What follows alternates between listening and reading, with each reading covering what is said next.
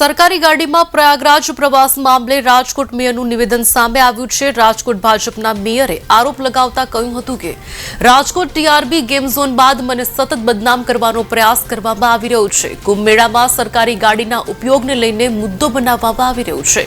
આ સમગ્ર મામલે હું હાઈકમાન્ડને રજૂઆત કરીશ। તેમણે એવું પણ કહ્યું છે કે મહાકુંભમાં મારી પાછળ કોઈએ લોકો મોકલ્યા હતા। એટલું જ નહીં પરંતુ ભાજપના જ એક જૂથે મેયરની ગાડીની કારનો ફોટો વાયરલ કર્યો હોવાનો તેમણે દાવો કર્યો છે। મહિલા તરીકે મેયર તરીકે મહિલા બેઠા હોય ત્યારે આ ગરિમા ખરેખર જળવાણી નથી। 2 રૂપિયાની વાત છે, એનો ઉલ્લેખ ક્યાંય પણ થયો નથી।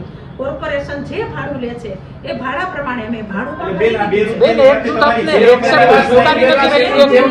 ક્યાંય ઉલ્લેખ છે જ નહીં। 2 રૂપિયાની વાત છે, એનો વાહિયાત વાત છે, એનો ક્યાંય ઉલ્લેખ નથી।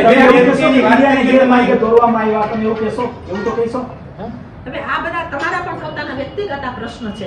ક્યાંક તમે પણ એવી રીતે ફસાઈ ગયેલા હોય, ક્યાંક ગેર માહિતી તમને મળી હોય, પણ જે માહિતી મને મળી છે એ 2 રૂપિયાની માહિતી ઉલ્લેખ ક્યાંય ઠરાવની અંદર એનો થયેલો નથી। 2 રૂપિયાની વાત કરીને ક્યાંક ને ક્યાંક તમારી પ્રતિષ્ઠાથી ખંડાવાની વાત જે ભાવનાથી જે ષડયંત્ર કરેલા હોય, આપણામાં કહેવત છે ને, જે કરે તે ભરે। એટલે બેન ક્યાંક ને ક્યાંક ષડયંત્રનો ભોગ બન્યા તમે। એટલે જે હોય તે આમાં તો એક તમારી જાસૂસી કરવામાં તમે જ્યાં જાઓ તમારા વર્તનને તમે શું કહેશો? પણ આ ચિત્ર જોતા અમે જ્યાં પણ રોકાણા હતા એ ફોટા ત્યાંના જ છે। હું કોઈની ભલામણ લઈ લેટર લઈને હું ગઈ નથી। મને જે સુવિધા મળી છે એ જે સામાન્ય નાગરિકને મળે એ જ સુવિધામાં હું ગઈ છું। ક્યાંય મેં ભલામણ લેટર કોઈનો લઈને ગઈ નથી અને મેં મારી વ્યક્તિગત ભલામણ ક્યાંય કરેલી નથી। જે સામાન્ય પબ્લિક સ્નાન કરે એવી જ રીતે મેં ઘણા બધા કિલોમીટર ચાલી અને અમે સાથે રહીને આ સ્નાન કરેલું છે। મને અંદરથી સ્નાન કર્યો એનો મને ખૂબ જ આનંદ છે કે જે દ્રશ્ય મને ત્યાં જોવા મળ્યું એ દ્રશ્ય કદાચ ભવિષ્યની અંદર આપણે ચિંતા હોય કે ન હોય આવું દ્રશ્ય ક્યારેય જોવા નહીં મળે। પાછળના જે પ્રશ્ન છે એના માટે હું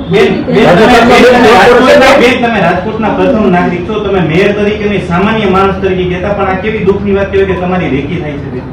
જે હોય આમાં એ જ કહું છું કે રાજકોટના પ્રથમ નાગરિક એ પણ આજે ટીવી માધ્યમ દ્વારા બોલવામાં આવ્યું છે એ ગંભીર બાબત છે અને ભાજપે અત્યાર સુધી ભ્રષ્ટાચાર સિવાય કંઈ કર્યું જ નથી। અને રાજકોટના મેયર જે મહાકુંભમાં ગયા હતા ત્યારે અમે મ્યુનિસિપલ કમિશનરને કોંગ્રેસ પક્ષ દ્વારા એક લેટર પણ આપવામાં આવ્યો છે કે જ્યાં 2 રૂપિયાનું જે ભાડું છે ગેરવ્યાજબી વાત છે। જૂનો આ ઠરાવ જે રદ કરી કમસે કમ જે નવા ભાવ છે અત્યારના કિલોમીટરનો ભાવ 25 કે 26 રૂપિયા થાય છે। તમે નોન એસી લઈ જાઓ તો 17-18 રૂપિયા લે છે અને એસી લઈ જાઓ તો 25 થી 26 રૂપિયા લે છે। એવું એટલે કમિશનરને અમે એક લેટર પણ મોકલ્યો છે કે મેયર પાસેથી પ્રતિ કિલોમીટર 20 રૂપિયા લેવામાં આવે એવી અમારી કોંગ્રેસ પક્ષની માંગણી છે। આ ભાજપના પાપ છાપરે સડીને પોકારે છે, એના પાપ બહાર આવી રહ્યા છે। અંદરો અંદરનો જે એમનો વિખવાદ છે, ક્યાંક ભ્રષ્ટાચાર થઈ રહ્યો છે અને એમાં ભાગ બટાઈમાં વાંધો પડે છે અને ભાગ બટાઈનો જે વાંધો રહ્યો એ અત્યારે હાલ બજારમાં આવી ગયો છે।